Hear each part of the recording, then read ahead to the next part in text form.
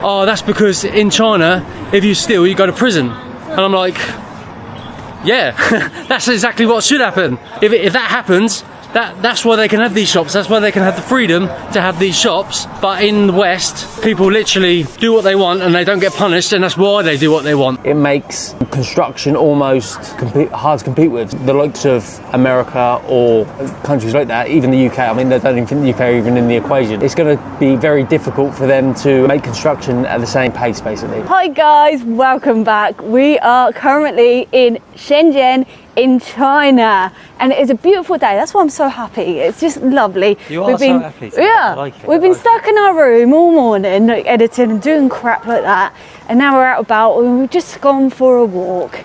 Yeah. And it's beautiful blue sky. And we're in China. But today's an episode that we've been meaning to do for a very long time. An episode that makes sense because we've been in this country for such a long time. People always make videos about how futuristic China is, how safe China is, how convenient China is, and all these great positive things which I can assure you are true. But nobody asked the question, why? Why is it? What makes it like that? The first one, obviously, is flooded YouTube, is futuristic tech. Why is China so futuristic? Through a little bit of research and what we've learned, I've learned that testing and scaling is easy when you've got 1.4 billion people in a country. For example, we went to the showroom the other day inside a mall, and they had 30 different brands all competing with each other. So competition is fierce, so they have to be always improving, always getting better, as well as, so say for example a new bit of technology comes on the market and they need to test it. Within a week they can test this on 30 million people overnight. Not many countries can scale and test that at that speed. That's why their technology is improving so fast, and their products are top of the range. And the same with manufacturing as well.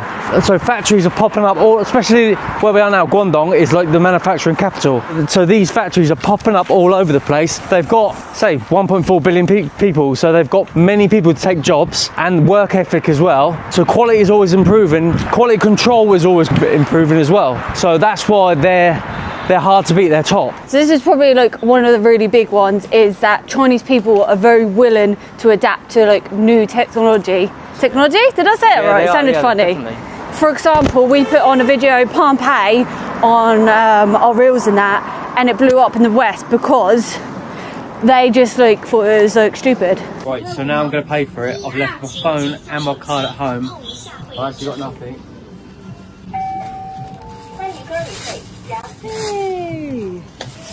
Pompeii. They want to go back to riding horses instead of driving cars. Pompeii, which is incredible technology. It's so sophisticated and so secure. People don't even realise when they see a video in the West, they think that's a lack of freedom. It's an infringement on your privacy. They thought it was a chip in your hand. I was like, how stupid are you? How do you use your fingerprint? Yeah, ridiculous. It's to do with the blood vessels and the blood flowing through your hand, isn't it? Yeah. Which is the same thing on your fingertip. Every single phone unlocks with a fingerprint. So they were right to use that. But when I went to Pompeii, they were like, oh my God, they're like taking your social security number. Is that the one that people love to say? Oh, I don't know what they're all about. Yeah, lose your points and all that. It's just mind-blowing. So China is a cashless society. In the West, we're going that way, but very slowly. It's like some older people don't really, I mean, they're starting to use their cards and stuff, but they don't really know mobile payment. That's alien to them. And obviously dodgy people like cash. They do like cash. But here in this country, you'll see everyone. You see 88-year-old grannies and aunties and everything using, cashless payment, Pompeii. They've adapted to it so well, and that's helped the country move the way it is. Can you imagine, right? And we see it in India, for example. Oh, you always pick on India. I always pick on India, but it's because I'm talking about population-wise. So 1.4 billion people. Can you imagine 1.4 billion people scrounging around, counting out change, trying to count cash and stuff, when you can go in 2 seconds, beep, QR code, beep. Stops queues. I mean, come on. We need, as Westerners, we need to adopt some of these to be able to progress like they have. Another thing is the government support innovation. So new businesses, new startups, new pieces of tech, they get heavily backed by the government so they can get test scaled and put out nationwide quicker than countries in the West, which makes a massive difference with a big population. So another big thing is super apps. So they have WeChat, Alipay, they all incorporate, I can't say the word. Incorporate. Yeah, they all have other apps in the mini app, so they're helping like other apps. So it's one big app, like WeChat, with loads of little apps in it. Yeah. That's why platforms don't like go bust or go missing, because they're all interlinked.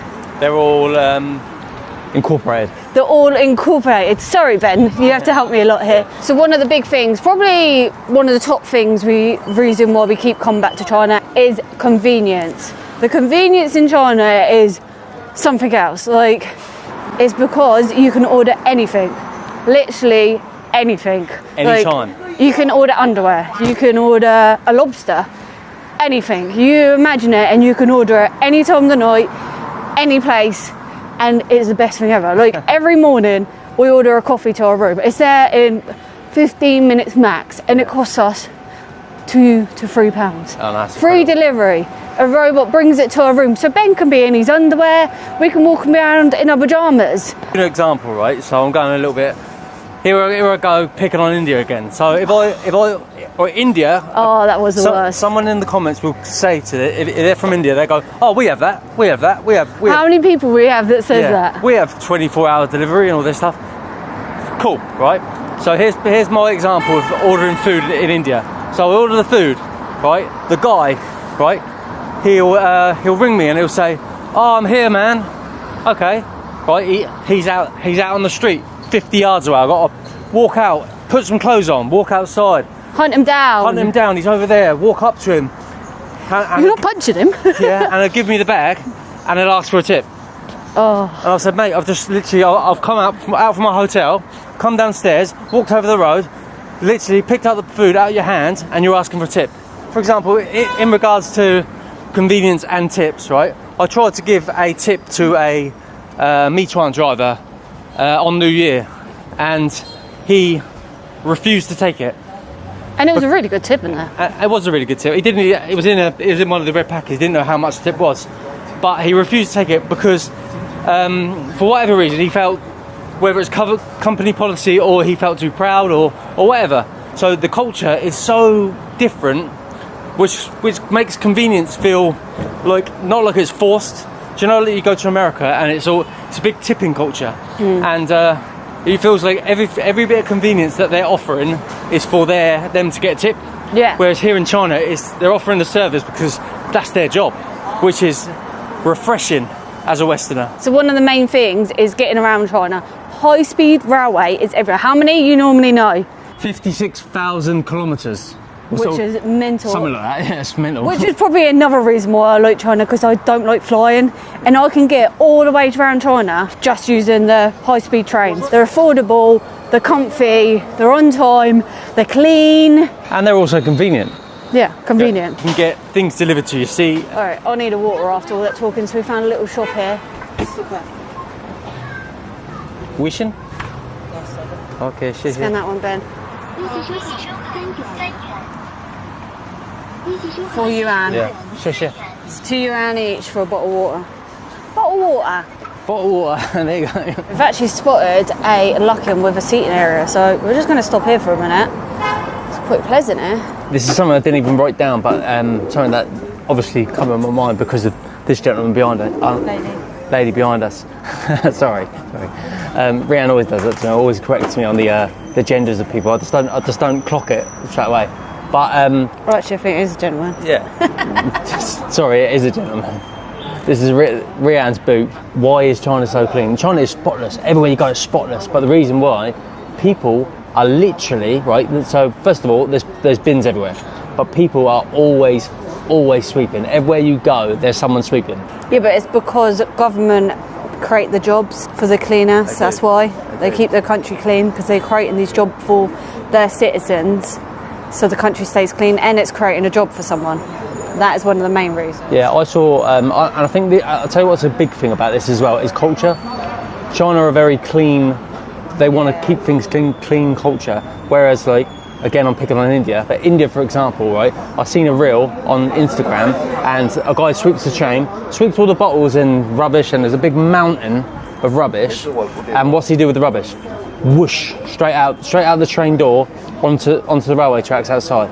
And the guy was filming him, and he was like, he saw me filming, and the guy was like, they don't care. Another thing people talk about in their videos a lot, including us, we talk about it a lot as well, is infrastructure. How did China build so fast? We didn't visit China until it was already built.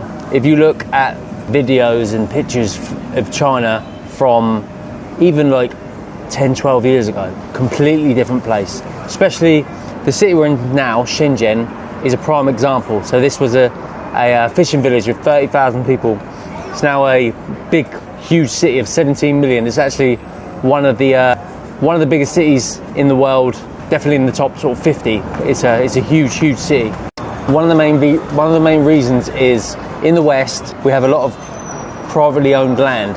So this land is for a government, it makes construction very difficult. The land ownership rules in China are very different. When property ownership is centralized, it makes construction a lot easier. Basically, they can plan and construct a hell of a lot faster, which has contributed to China's growth so rapidly. Because the way China is set up, they're very unique socialist government style. It makes construction almost hard to compete with. So I think other countries that are competing, the likes of America or countries like that, even the UK, I mean, they don't even think the UK are even in the equation, but it's going to be very difficult for them to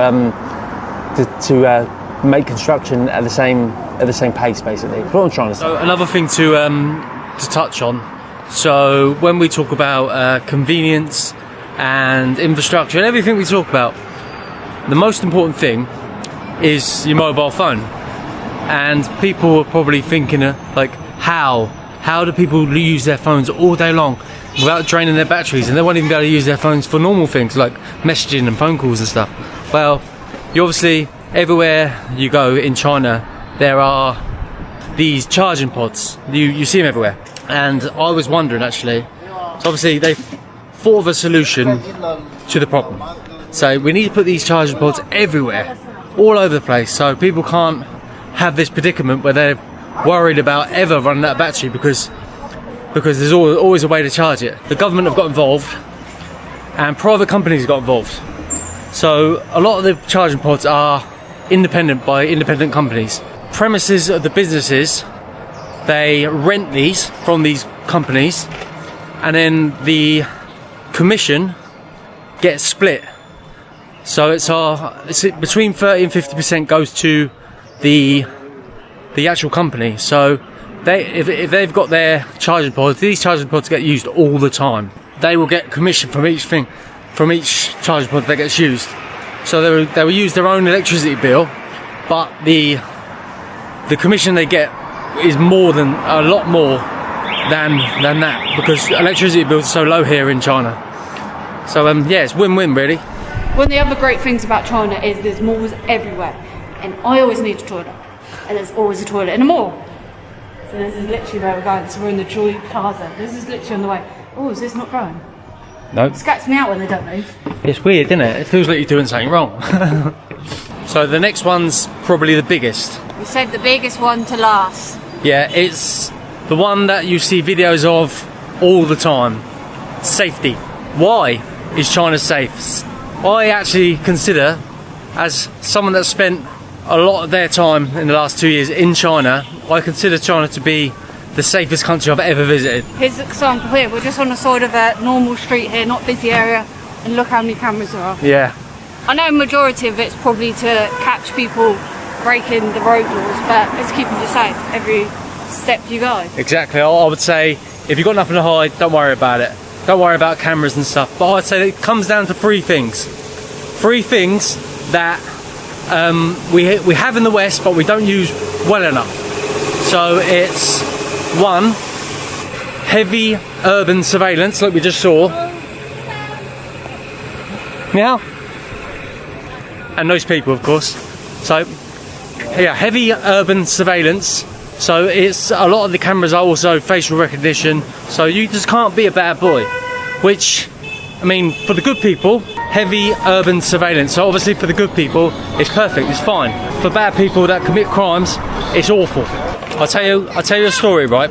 So a lot of people might write in the comments, oh well, London's really surveillance and the cameras don't work, right? So a lot of the cameras in London and cities in the UK are privately owned. They're private businesses that own the cameras as well, and a lot of the time the security footage it gets lost. So the police will ask, say an incident happens, and the person that owns the business might not want to drop themselves in it, or there'll be various different reasons, and sometimes the footage gets lost, and sometimes it's not even recording or working. Or it's just there for show. So sometimes CCTV don't work, but when it's like a global network like this, like a government controlled plan, it works, and it does stop crime. So yeah, that is the point one. Right, number two, strict law enforcement. So I put a reel out the other day, and it was a one of these, like, what do you call them? Like manless. Manless shops. Unmanned shop, basically. So you walk in, scan the QR code, pick up what you want, scan it, and walk out. Amazing thing. If it works, it wouldn't work in a Western country. Right, here's the reason. Right, it would get abused. So once you open the door, all sorts of people would flood in, take everything out of the shop and walk off, and you never get punished for it. So here, I put the reel out, and people writ on it, oh, that's because in China, if you steal, you go to prison. And I'm like, yeah, that's exactly what should happen. If that happens, that's why they can have these shops. That's why they can have the freedom to have these shops. But in the West, people literally do what they want and they don't get punished, and that's why they do what they want. So the other thing is culture. People here are just so nice and honest. Yeah, they are. I think that's what makes it safe as well. Like when we were in Harbin, I dropped my pocket camera, and when the girls ran after me, I was like, your camera. Like, how nice is that? Like, in the West, I'm sorry, West, in our home country, I doubt someone would do that. Maybe in our city, because some people are nice, but I can't see that happening. We've overpaid for things before, and they've told us, like... Yeah. It's very honest people, and it makes a hell of a difference. Right, so I'm going to end on this quote. So this was on Facebook, right? They said, freedom without safety is like wealth without health. It made me think a lot. So yeah, you guys at home think about that as well. But the next video is all about futuristic. I mean, you can't come to the world's most advanced city and not do futuristic stuff. So subscribe.